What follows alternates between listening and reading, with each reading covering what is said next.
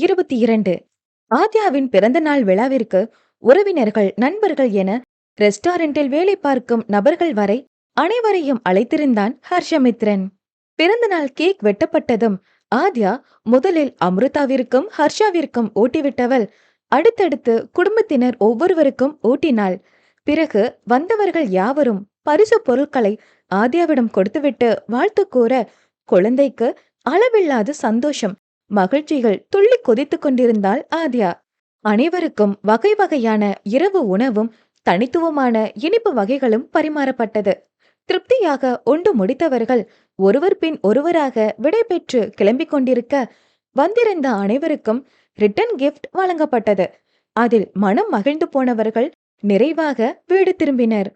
ஒரு நாளாவது இருந்துவிட்டு போகலாமே என்று கூறியும் இன்னொரு நாள் வருவதாக கூறிவிட்டு அம்ருதாவின் குடும்பத்தினரும் கிளம்பியிருந்தனர்.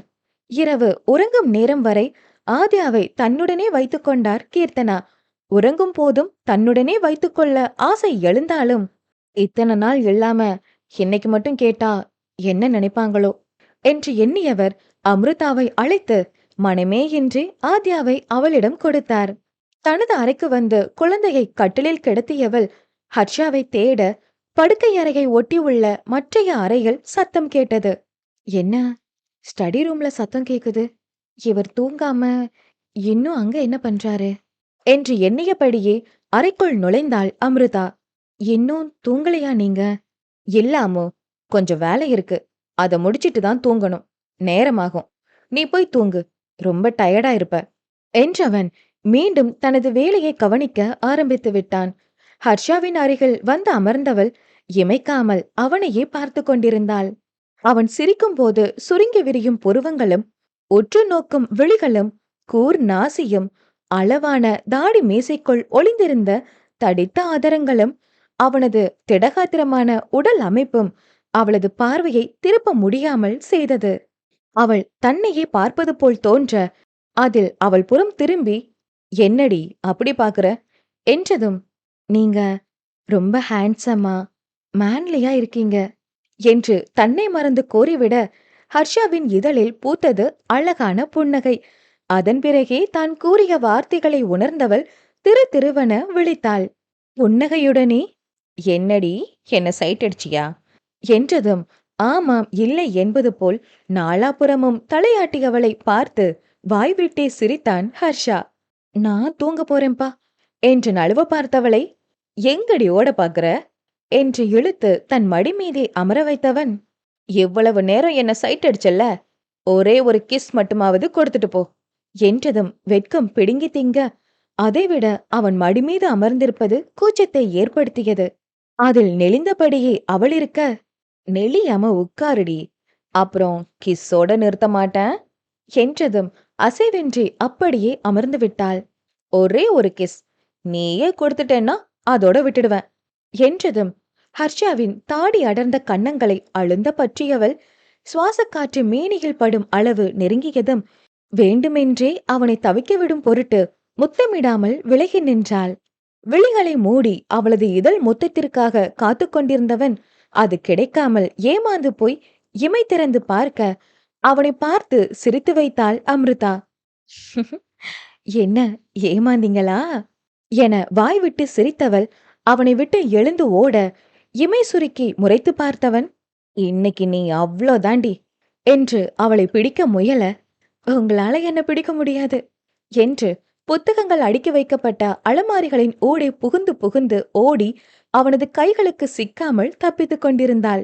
அவள் போகும் திசையினை சரியாக கணித்தவன் இம்முறை அவளுக்கு பின்னால் ஓடாமல் எதிரே வந்து சட்டென நின்றதில் அவன் இரும்பை ஒத்த மார்மீதே மோதி நின்றாள். கீழே விழாமல் இருக்க அவளது இடையை சுற்றி வளைத்து தன்னோடு நெருக்கிக் கொண்டவன், உன்னால இனி எங்கேயும் ஓட முடியாது என்றதும் சட்டென திரும்பி மீண்டும் ஓட முயன்றவளின் ஆடைக்குள் வெற்று வயிற்றில் கரம் பதித்து தன்னோடு நெருக்கிக் கொள்ள தன்னுடைய குளிர்ந்த மேனியில் அவனுடைய வெப்பமான கரம் பதிந்ததில் சொல்லொன்னா உணர்வு ஏற்பட்டது அம்ருதாவிற்கு. உணர்வு தாழாமல் இதழ் மடித்து கடித்து கொண்டவள், ஹர்ஷா ப்ளீஸ் லீவ் மீ என்றவளது குரல் அவளுக்கே கேட்காமல் போனது. பின்னாலிருந்து அவளை அணைத்தவனது கரங்கள் அடிவயிற்றில் கோலமிட அதை தடுத்து பிடித்ததும் தன்னுடைய கழுத்தோரம் தீண்டிய அவன் மூச்சுக்காற்றின் வெப்பம் தாங்காமல் சிலிர்த்து அடங்கியவள் மீண்டும் உதடு கடித்து தனது உணர்வுகளை கட்டுக்குள் கொண்டு வர முயன்றாள். இன்னொரு முறை என்னோட பேரை சொல்லடி. இந்த மாதிரி நேரத்துல மட்டும்தான் என் பேரை சொல்ற. ப்ளீஸ் இன்னொரு முறை சொல்லு, எனக்கு கேட்கணும் என்றவனது கரங்கள் அவளது வெற்றிடையை இறுக பற்றியது. ஹர்ஷா என்று தன்னையும் மீறி மோகம் நிறைந்த குரலில் அவள் அழைக்க, சட்டென அவளை திருப்பி என பார்த்து சொல்லுடி என்றான். அவனது விழிகளில் தனது பார்வையை கலக்கவிட்டவள், ஹர்ஷா என்று அவள் முற்று முழுதாக கூறி முடிக்கும் முன்னமே பட்டென அவளது இதழ்களில் தன் அதரங்களை பொறித்து கொண்டவன் காற்று புகாத வண்ணம் இறுக்கி அணைத்து கொண்டான். அவர்களது இதழ் முத்தம் நொடிகளை கடந்து நிமிடங்களை தாண்டிச் செல்ல இருவரது உடல்களிலும் பற்றி கொண்டது மோகத்தீ. அதில் உணர்வுகள் கட்டவிழ்ந்து ஆடை களைந்து தேகம் கடந்து தங்களது காதலை கூடலாக கொண்டாடி தீர்த்தனர். இருவரது மனமும் உடலும் ஒரு சேர மகிழ்ச்சியில் திளைத்திருக்க இருவரும் ஒருவராகி போயினர். அடுத்த நாள் காலை நிரஞ்சனா தாரிகாவின் வீட்டிற்கு சென்றிருந்த நேரம் தாரிகா வீட்டில் இல்லை. பாலா மட்டும் வீட்டில் தனித்திருக்க வந்ததிலிருந்து நிரஞ்சனாவையே விழுங்கும் பார்வை பார்த்து கொண்டிருந்தான். அவன் பார்வையை கவனிக்காதவள் சுற்றும் முற்றும் பார்த்தபடியே, தாரிகா என்ன வர சொல்லிட்டு அவ எங்க போயிட்டா? வக்கீல் ஆபீஸ் போயிருக்கா. 1/2 மணி நேரத்துல வந்துடுறதா சொன்னா. வந்துடுவா. 1/2 மணி நேரமா? என்ன விளையாடுறாளா அவ? எனக்கு காலேஜ் போக டைம் ஆச்சே. நோ நோ, சொல்லியே 20 மினிட்ஸ் மேல ஆகிடுச்சு. வர்ற நேரம்தான். ஓ அப்ப சரி என்றவள் வாசலை பார்த்தவாறு இருக்க, பாலாவோ இவளையே பார்த்து கொண்டிருந்தான். சிறிது நேரம் கழித்து வீட்டிற்கு வந்த தாரிகா, வா நிரஞ்சனா, வந்து ரொம்ப நேரம் ஆகுதா என்றபடியே உள்நுழைய, இல்ல கொஞ்ச நேரம்தான் ஆச்சு. சொல்லு, எதுக்கு என்ன வர சொன்ன? இப்போதான் லாயரை பார்த்துட்டு வர. ஹர்ஷாவுக்கும் எனக்கும் ஆதியா பிறந்த அதே டைம்ல தான் டிவோர்ஸ் ஆச்சு. சோ மென்டல் டிப்ரெஷன்ல இருந்ததுனால குழந்தைய வாங்க கொஞ்சம் லேட் ஆகிடுச்சுன்னு கோர்ட்ல வாதாடலாம்னு சொல்லியிருக்காரு என்றதும் ஆர்வமாக கேட்டுக்கொண்டிருந்தாள் நிரஞ்சனா. அவசியம் ஏற்பட்டா ஏதாவது விஷயத்துல எனக்கு சாதகமா பொய் சாட்சி சொல்ல நீ கோர்ட்டுக்கு வரவேண்டியிருக்கும். வருவதானே என்றதும், என்னது நானா என்று அதிர்ந்து விழித்தவள், அதெல்லாம் முடியாது. எங்க அம்மாவும் அப்பாவும் என்ன கொன்னே போட்டுடுவாங்க. நான் மாட்டேன்பா என்றாள் நிரஞ்சனா. நீ என்ன எவ்வளவு பயந்தாங்கொழியா இருக்க? கிடைச்ச சான்ஸை யூஸ் பண்ணுவியா? அதை விட்டுட்டு அம்மா அப்பான்னு பால்வாடி பிள்ளை மாதிரி பயந்துட்டு இருக்க. நீ என்ன வேணாலும் சொல்லு தாரிகா, என்னால கோர்ட்டுக்கெல்லாம் வர முடியாது. யாருக்கும் தெரியாம வெளியில இருந்து ஏதாவது ஹெல்ப் பண்ணணும்னா சொல்லு, தாராளமா பண்றேன் என்றதும், சரி நானும் தேவைப்பட்டாதான் கேட்டேன். இத நானே ஹேண்டில் பண்ணிப்பேன் என்று பேசிக்கொண்டே எதிர்ச்சியாக பாலாபுரம் திரும்ப அவன் நிரஞ்சனாவையே விழுங்குவது போல் பார்த்து கொண்டிருப்பது தாரிகாவிற்கு நன்றாகவே தெரிந்தது. அதில் கடுப்பானவள், சரி நிரஞ்சனா, இப்போ நீ கிளம்பு, தேவைப்பட்டா நான் கூப்பிடுறேன் என்றதும், ஓகே தாரிகா, எதுவா இருந்தாலும் கால் பண்ணு என்று விட்டு அங்கிருந்து கிளம்பி சென்றாள் நிரஞ்சனா.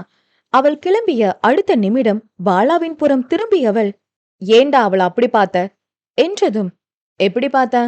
அதான் அப்படியே முழுங்குற மாதிரி பார்த்துட்டு இருந்தியே, அதத்தான் கேட்டேன். ஆமா பார்த்தேன், இப்ப அதுக்கு என்ன? அதுக்கு என்னவா? என்னடா பேசிக்கிட்டு இருக்க நீ? உனக்கு அவ்வளவு தைரியம் வந்துடுச்சா என்று சீறினாள் தாரிகா. சும்மா நிறுத்திடி. நீ என்னவோ பெரிய உத்தமி மாதிரி பேசுற. எனக்காக கட்ன புருஷனை விட்டுட்டு வந்தவதானே நீ என்றதும் செருப்பால் அடித்தது போல் இருந்தது தாரிகாவிற்கு. ஆனாலும் அவள் விடுவதாயில்லை. உண்மைதான், நீ இனிக்க இனிக்க பேசினத நம்பி நான் ஹர்ஷாவை விட்டுட்டு உன் கூட வந்தேன். ஆனா உன்னோட வந்ததுக்கு அப்புறம் உனக்கு உண்மையா தானே இருக்கேன் என்றாள். நீ எனக்கு உண்மையா இருக்க என்று ஒவ்வொரு வார்த்தைக்கும் இடைவெளி விட்டு பேசியவன், உன் நடிப்பையெல்லாம் நம்பிக்கிட்டு இருக்க. நான் ஒன்னும் ஹர்ஷா இல்லடி, பாலா என்றதும் புருவங்கள் எடுங்க, என்ன பேசுகிறான் இவன் என்று சிந்தித்தவளை பார்த்து, என்ன மேடம்க்கு நான் என்ன சொல்றேன்னு புரியலையோ என்றவன் அவள் அருகில் வந்து அவள் தாடையை இறுக பற்றி, இந்த மூஞ்சில எந்தெந்த நேரம் என்னென்ன ரியாக்ஷன் வரும், இந்த மூளை எந்த நேரம் எப்படியெல்லாம் யோசிக்கும்னு இந்த 2 வருஷத்துல நல்லாவே புரிஞ்சு வச்சிருக்கேன். உனக்கு அந்த குழந்தை தேவையே இல்ல. உன்கிட்ட இருந்த பணம் எல்லாம் காலியானதும், நானும் உன் தேவைக்கு பணம் தரலன்னதும், என்ன கழட்டி விட்டுட்டு அந்த ஹர்ஷா கூடவே போய் திரும்பவும் ஒட்டிக்கலாம்னு பாக்குறதானே நீ? அதுக்கு தானே இவ்வளவு டிராமா என்றதும் அதிர்ந்து விழித்தாள் தாரிகா.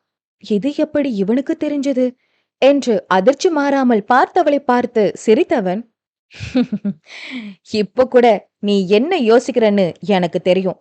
இவனுக்கு எப்படி தெரிஞ்சதுன்னு தானே என்றதும் மேலும் விழிகள் விரிந்தது தாரிகாவிற்கு.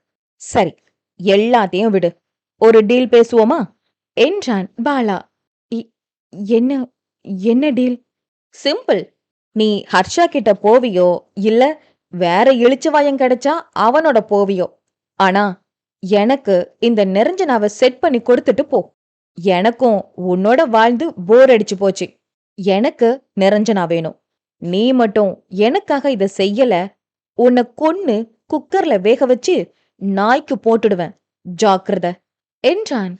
அவன் பேச்சில் சொன்னதை செய்வேன் என்ற உறுதி இருந்தது. அதிலேயே தாரிகாவிற்கு பாதி உயிர் பறிபோனது போல இருந்தது.